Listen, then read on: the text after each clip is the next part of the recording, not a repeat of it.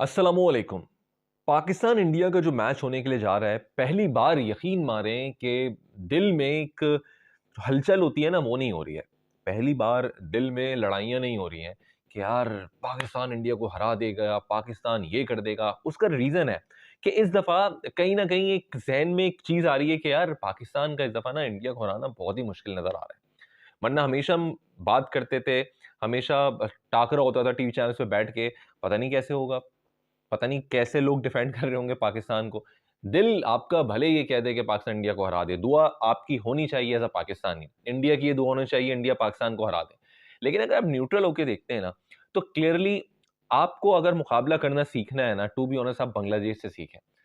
उसके क्या रीज़न है जो इस दफ़ा हमें नहीं लग रहा, उस पे तो मैं आऊँगा, लेकिन आप बांग्लादेश से सीखें। यार 35 पे 5 आउट थे उनके। 35 पे 5 आउट होने के बाद तौहीद रिदोई और उसके बाद आप जाकिर अली, जिन्होंने हमने देखा 156 इसकी पार्टनरशिप की छठी विकेट के लिए, और कहीं न कहीं बांग्लादेश की टीम को आगे लेकर आ गए। ये जो एक फाइटिंग स्पिरिट है ना, हमारे यहाँ इसकी कमी तो है और हमारे यहाँ रिसोर्सेज़ की भी कमी है।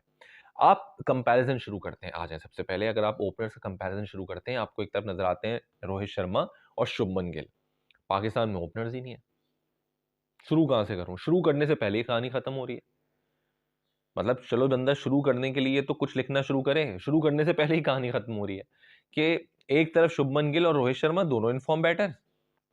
शुभमन गिल ने तो फिर अभी लगातार दूसरी सेंचुरी जड़ दी है। पाकिस्तान के पास आते हैं तो पाकिस्तान के पास पहले ही एक ओपनर नहीं था। फिर एक फ़खर ज़मान इंजर्ड हो गए, अब बचा कौन? यानी अब इमाम आ रहे हैं अचानक और आपके पास दूसरे हैं बाबर आज़म।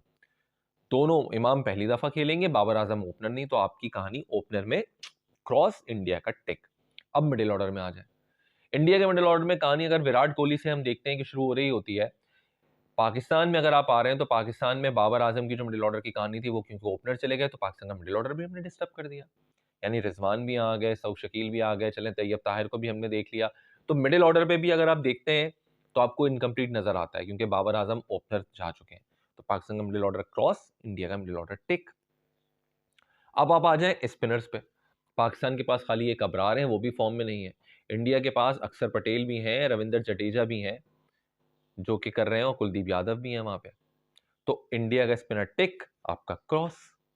ऑलराउंडर्स पे आप आ जाएँ तो रविंद्र जडेजा, हार्दिक पांड्या, अक्षर पटेल। पाकिस्तान के पास खुशदिल शाह और सलमान अली आगा। खुशदिल शाह को आप ऑलराउंडर अगर कह सकते हैं तो कह लें, आपका दिल चाह रहा है तो।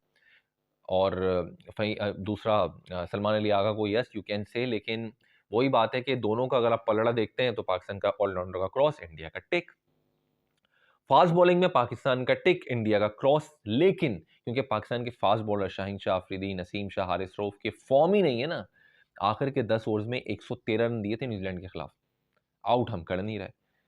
तो यहां पर भी फिर वापस को रबड़ से मिटा के टिक करना पड़ेगा। तो ओवरऑल अगर आप देखते हैं तो 11 की बात हो गया। बात है मैच विनर्स पे।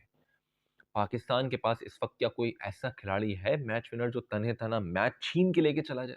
आपको मैच विनर कोई नजर आता है? आप बता दें अगर आपको आता है। अगर आप इंडिया में आते हैं तो आपको यहाँ पे मैच विनर कौन नजर आता है? वहाँ पे रोहित शर्मा भी हैं, वहाँ पे विराट भी हैं, छीन के लेके जा सकते हैं, वहाँ पे हार्दिक पांड्या भी है, कुलदीप यादव को भी मैं मैच विनर कहता हूँ। तो आपके पास एक मैच विनर हो तो मुझे बता दें, हाँ यार ये मैच विनर है। पहले आप जाते थे, आपको शोएब अख्तर नजर आते थे, शाहिद खान आफरीदी आपको नजर आते थे, आपको एक से बढ़ के एक मैच विनर नजर आता था। अभी कुछ 10 साल पुरानी मैं बात कर लूँ तो अब कोई मैच विनर भी आपके पास नहीं है। तो दोनों टीमों का कोई कंपैरिजन ही नहीं है। यही वजह है कि इस दफा जो है ना, दिल में वो एक हलचल नहीं हो रही है कि भाई ये हो जाएगा, यूं कर देगा, पाकिस्तान की टीम तगड़ी है, यूं है। नहीं है। फिर हमारे पास पीछे फतवाहत भी नहीं है। फिर कुलदीप यादव, बुमराह वहां पर नहीं है। मैं हमेशा ही कहता हूं कि अगर बुमराह को लेकर नहीं आ रहे हैं तो कुलदीप यादव एक ऐसे बॉलर हैं भाई जो बहुत तगड़े हैं पाकिस्तान के खिलाफ। उन्होंने फखर जमान को भी आउट करके रखा है। उन्होंने यहाँ पर सऊद शकील को भी एक मैच खेला, सऊद शकील ने उनके खिलाफ आउट हो गया। रिजवान को उन्होंने आउट नहीं किया, बट रिजवान का उनके खिलाफ 50 का स्ट्राइक रेट है। उन्होंने सलमान अली आगा को भी आउट किया हुआ है। उन्होंने पाकिस्तान के बाबर आजम को भी आउट किया हुआ है। कुलदीप यादव एक ऐसे बॉलर हैं जो क्योंकि रिस्ट स्पिनर हैं और मुझे लगता है वो परेशान कर सकते हैं पाकिस्तानी बैटर्स को। बुमराह बुमराह नहीं आए तो दूसरा बॉलर ऐसा है कुलदीप यादव जो पाकिस्तान को परेशान कर सकते हैं। हालांकि सऊद शकील स्पिनर्स को बड़ा अच्छा खेलते हैं, लेकिन अगर आप वैसे देखते हैं तो कहीं न कहीं कुलदीप यादव बुमराह से ज़्यादा मुझे लगता है कि बुमराह नहीं है, उनके बाद नंबर 2 खतरनाक बॉलर होंगे। तो अब जो ये मैच है पाकिस्तान का और इंडिया का, हारिस रऊफ ने ये बिल्कुल सही बोला कि हमने इंडिया को 2 बार इंडिया में हराया, लेकिन भाई वो फॉर्मेट टी20 का था, ये फॉर्मेट वनडे का है। ओडीआई में जिस सीना चौड़ा करके ना, जो सीना चौड़ा करके हमने इंडिया को 2017 के फाइनल में चैंपियंस ट्रॉफी में हराया था, वो टीम इस टीम से हल्की टीम थी, क्योंकि उसमें शादाब नहीं खेल रहे थे, फ़खर जमान उसके अंदर हम देख रहे थे नए-नए खेल रहे थे, पाकिस्तान के ऑलमोस्ट आपको नए-नए प्लेयर्स नज़र आ रहे थे, आमिर का भी कुछ अर्सा पहले ही कमबैक हुआ था। लेकिन क्योंकि कप्तान वहाँ पे ज़हीन था, वहाँ पे उस वक़्त सियासत नहीं थी, वहाँ पे ये नहीं था मेरा ही खिलाड़ी आएगा, मेरा ही खिलाड़ी आएगा, इसलिए वो आप जीत गए। हालाँकि वो इस टीम से कमज़ोर टीम थी, क्योंकि यहाँ तो आपके सारे एक्सपीरियंस प्लेयर हैं, उसमें यस हफ़ीज़ भी थे, उसमें शोएब मलिक भी थे, लेकिन वो एक कमज़ोर और एक हल्की टीम थी। ये टीम तगड़ी टीम है। वो आप इसलिए जीत गए कि वहाँ पे आपका जो कप्तान था ना, वो दिलेर भी था, लड़ने वाला भी था। अभी अगर आप कप्तानी की बात करते हैं, रिज़वान से मैं इस कदर थोड़ा-सा मायूस हुआ हूँ, उसका रीज़न ये है कि रिज़वान जो थे, वो अच्छे कप्तान तो हैं, लेकिन रिज़वान के ना हाथ-पाँव फूलने शुरू हो गए हैं थोड़े-से, ऐसा लगता है।